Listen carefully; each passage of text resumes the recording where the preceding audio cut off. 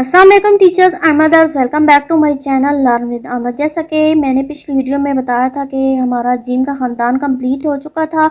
आज बात होगी दाल का ताल्लुक तमाम हरूफ तहजी के साथ। दाल, डाल और जाल, इन तीनों को आप इकट्ठा समझ लें, क्योंकि जब ये किसी के साथ मिलते हैं तो शक्ल तब्दील नहीं करते। लिहाजा इसकी सीरीज़ में मैं सिर्फ दाल को शामिल करूँगी ताकि अगर कोई कन्फ्यूजन है तो आपकी दूर हो जाए।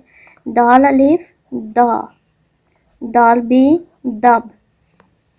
अब पे हो, ते हो, टे हो, से हो तो शक्ल यही रहेगी, शक्ल इसमें कोई बदलती ही नहीं है।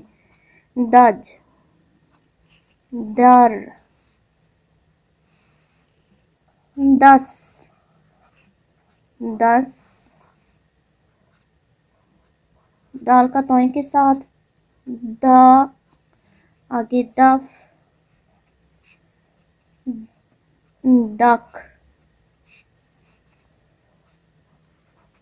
डक, दग।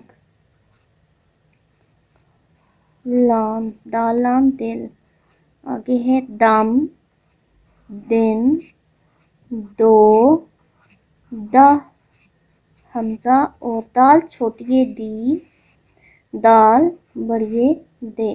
डाल और जाल, उनकी भी यही होगा कि वो आपस में एक दूसरे के साथ ब्लेंड नहीं होते। जैसे कि बे का खानदान किसी के साथ जुड़ता था तो बिल्कुल अलग शक्ल बन जाती थी, जिम का खानदान किसी लफ्ज़ के साथ जुड़ता था तो बिल्कुल एक नई शक्ल सामने आती थी। लेकिन ये जैसे कि मैं आपको बता रही हूँ, अलिफ है और दाल का खानदान है, रे का खानदान है, वाव है, ये सारे शरारती हरूफ में शामिल हैं, 9 शरारती हरूफ में शामिल है। ये किसी के साथ मिलकर एक नई शेप नहीं बनाते हैं।